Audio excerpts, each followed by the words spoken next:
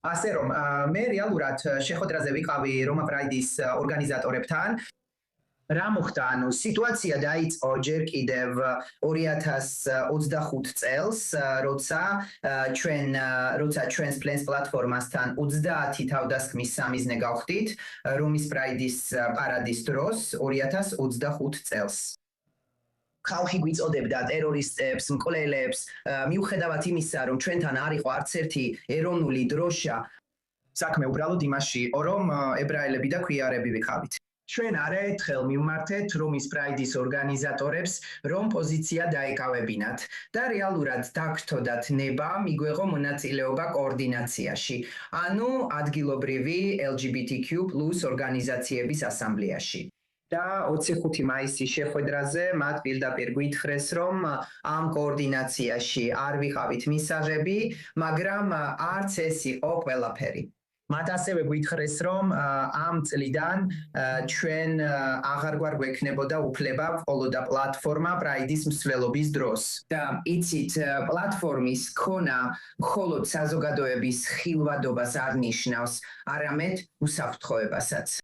იმის შემდეგ, რაც შარშან მოხდა, შეგიძლიათ წარმოიდგინოთ, რომ ჩვენთვის შეუძლებელია უსაფრთხოთ მონაწილეობა, თუ არ გვექნება, იცით, ესეთი პლატფორმის უსაფრთხოება.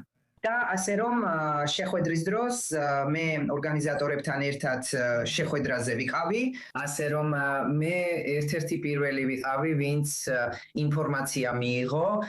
სინამდვილეში 2 წელი მუშაობდი Romis Pride-ის აღლუმზე. ეს ჩემთვის ძალიან რთული და ემოციური მომენტი იყო. და შემდეგ მათ გაავრცელეს ეს განცხადება 5 წუთის შემდეგ, 10 დაუშვათ 10 წუთის შემდეგ, რაც შეხვედრა დავასრულეთ. და ისინი იყენებდნენ ამ პლატფორმას ისეთი პატარა ორგანიზაციის წინააღმდეგ, როგორიცაა Cache Italia. ეს შემაშფოთებელია, ეს საზიზღარია. და რომ აქ ევროპაში 2026 წელს ებრაელებს ჯერ კიდევ არ შეუძლიათ მონაწილეობა. მე არც კი მინდა ვთქვა Pride-ზე, მაგრამ ზოგადად სოციალურ კონტექსტში, მაგალითად ამ ღონისძიებებზე, ხო იცით? ნამდვილად შეამჩნიეთ ქცევის ცვლილება თქვენი ჯგუფისა და საზოგადოების სხვა წევრების მიმართ ბოლო წლებში. არა მხოლოდ ისეთ ორგანიზაციებთან მიმართებაში, როგორიცაა Romis Pride, არამედ ადამიანების მხრიდანაც.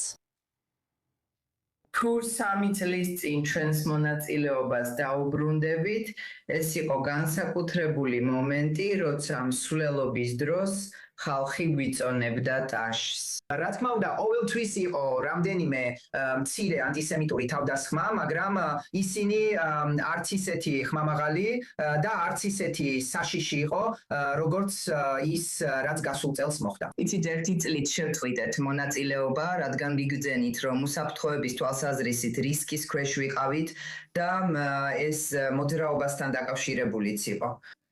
და შემდეგ გასულ წელს ისევ მივიღეთ მონაწილეობა ჩვენს ევროპულ ორგანიზაციასთან ერთად Romis Pride-ზე და წელს იცით ეს ცვლილება ორგანიზატორებმაც აშკარად აჩვენეს. მაგრამ ზოგადად ხალხი იცით იცვლის დამოკიდებულებას ჩვენი ორგანიზაციის მიმართ, მაგრამ კიდევ ერთხელ ჩვენ ვართ ორგანიზაცია, რომელიც ფოკუსირებულია ანტისემიტიზმისა და ანტიკვიერ დისკრიმინაციის საკითხებზე, რომელსაც იტალიელი და ევროპელი ებრაელი ქვიერი ადამიანები აწყდებიან. და იცით, ზოგჯერ ჩვენ საერთოდ არ გვაქვს კავშირი ისრაელთან. ჩვენი ზოგიერთი წევრი ისრაელში არც კი აძლევს ხმას. ჩვენ არ გვაქვს, ჩვენ ვერაც კი იცით, მე არ მაქვს ნეთანიაჰუს ნომერი, ასე რომ ვერ დაურეკავ და ვერ ვეტყვი, რომ შეწყვიტოს. ასე რომ საქმე იმაშია, რომ ქვიარ მოძრაობის ზოგადი დამოკიდებულება ეხლა ისაა, რომ ჩვენ უნდა დავიკავოთ პოზიცია. მაგრამ ეს არის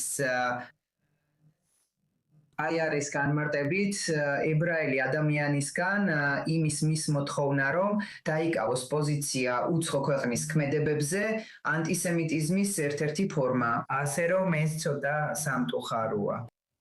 დიდი მადლობა არიელე. არიელე ჰელერი, ქეშეთ ევროპის პრეზიდენტი. გმადლობთ და მომავალში ყველაფერს საუკეთესოს გისურვებთ. დიდი მადლობა, რომ ეს სივრცე, ეს პლატფორმა დაგვითმეთ. მართლა მნიშვნელოვანია, რომ ეს გზავნილი გავრცელდეს მთელ კონტინენტზე, ისრაელში, ყველგან ეს დემოკრატიის საკითხია. კიდევ ერთხელ დიდი მადლობა ამისთვის.